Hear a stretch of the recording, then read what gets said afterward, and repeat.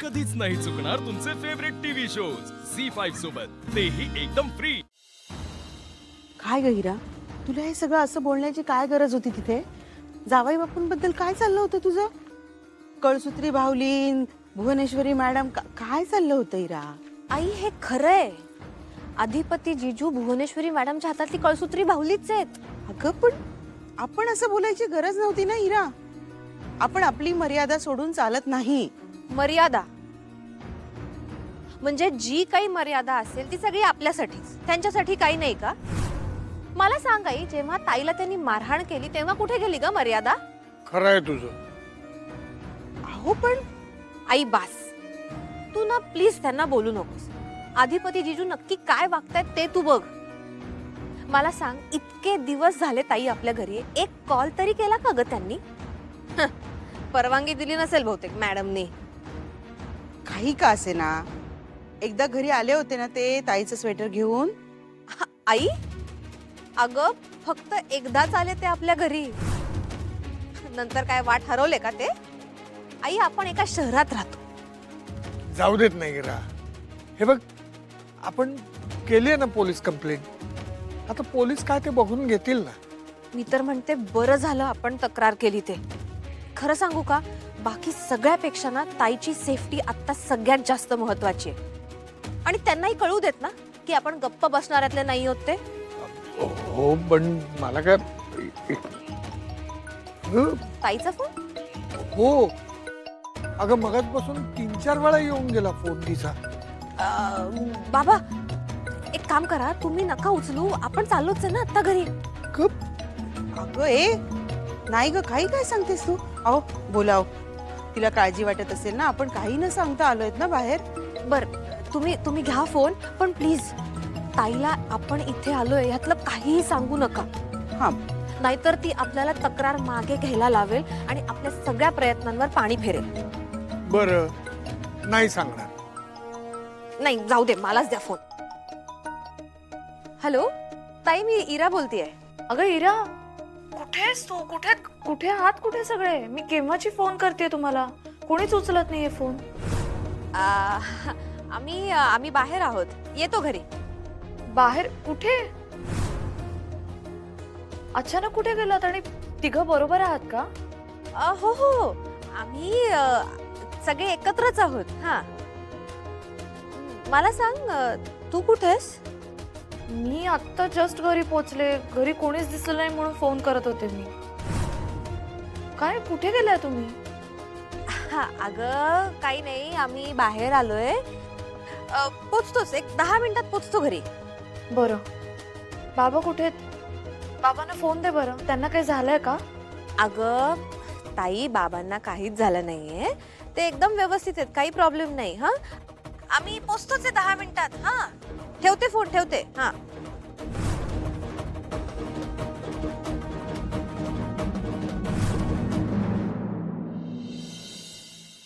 अधिपती, अधिपती, आम्हाला विषय सांगितला इन्स्पेक्टर साहेबांनी, तुम्ही नका टेन्शन घेऊ, तर जे होईल ते होईल।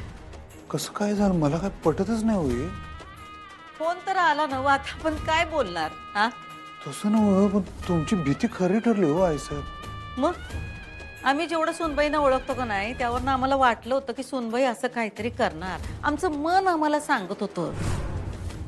पण आता हा फोन आला तक्रारीचा, तेव्हा आम्हाला कळलं सुनबाईंचा आमच्यावर लई राग आहे।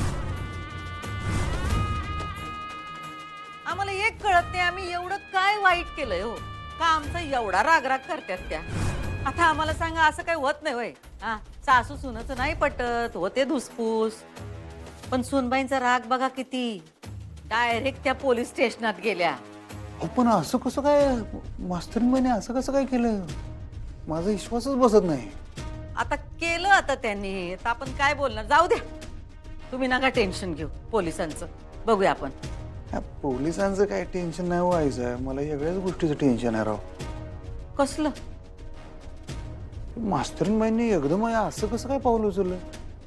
छोट्या छोट्या गोष्टीसाठी तरी विचारायच्या मला, हे करू का ते करू का, आणि आता ही एवढी मोठी स्टेप उचलली त्यांनी मला न सांगता। म्हणजे काय आमचं नातं काय महत्वाचं वाटलंच नाही त्यांना?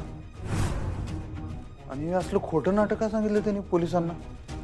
जी गोष्ट घडलेलीच नाही त्याची तक्रार दिली पोलीस स्टेशन मध्ये. असं का केलं त्यांनी हो? आमच्यावरचा राग काढायला. अहो म्हणून काय पोलीस स्टेशनला जायचं? काय कुणाच्या घरात भांडणं होत नाहीत का? काय का मतभेद असत नाहीत लोकांच्यात? म्हणताना काय माणसं लगेच पोलीस स्टेशन काढतात होय? पण या गेल्या ना व हा न झालेला मॅटर आणला ना व चव्हाट्यावर.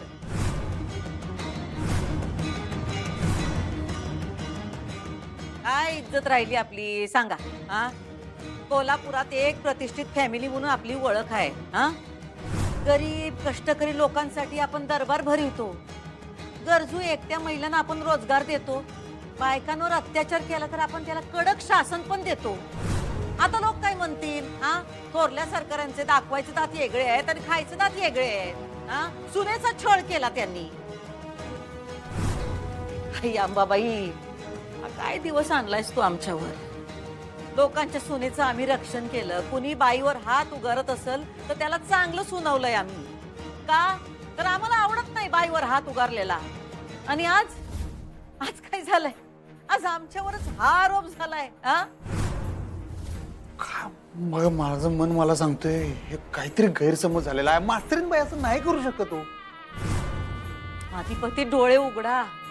इन्स्पेक्टर साहेबांनी फोन केलता ना हो तुम्हाला? हा ऐकलत ना हो काय बोलले ते? तेच की आमचंच म्हणणं खरं ठरलं. आम्ही म्हणलं होतं ना तुम्हाला आम्हाला तुमच्यापेक्षा जास्त कळतं म्हणून. अधिपती तुम्ही लय भोळे आहेसा. तुम्हाला का नाही असं वाटतं जग तुमच्यासारखंच आहे, पण तसं नसतंय अधिपती. आता जे होईल ते होईल. जाऊ पोलीस स्टेशनात जाऊ.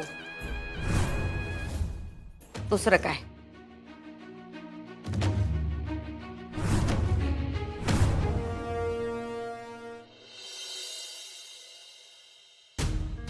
आई अगं कुठे गेल? बाबा बसा बसा बसा सावकाश. कुठे गेला होता तुम्ही? आई मी किती फोन केले ग तुला, तू एकदाही फोन उचलला नाहीस. हे घ्या बाबा. काय झालंय? तब्येत बरी आहे ना तुमची? काय झालंय यांना? तू फोन का नाही उचललेस? आणि अगं अगं हो हो ताई. अगं बाबांना आल्या आल्या कुठे प्रश्न विचारतीयस? श्वास घेऊ दे त्यांना. बर सॉरी. मी चहा आणू का? हा? अगं नको नको, चहा नको. जेवणाची वेळ झाली, मी जेवणाचं बघते. मी केलंय आई सगळा स्वयंपाक. अगं तू कशाला करत बसली स्वयंपाक?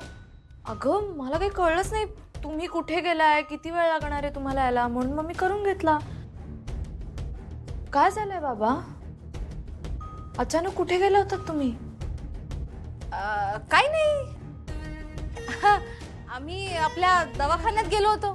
अगं पण दवाखान्यात मी फोन केला होता आपल्या डॉक्टरांना. ते म्हटले तुम्ही नाही आलाय म्हणून. आणि मी आपल्या बाजूच्या क्लिनिक मध्ये जाऊन आले. कुठे गेला होतात? झी5 ॲप डाउनलोड करा आणि पहा सर्व एपिसोड्स एकदम फ्री.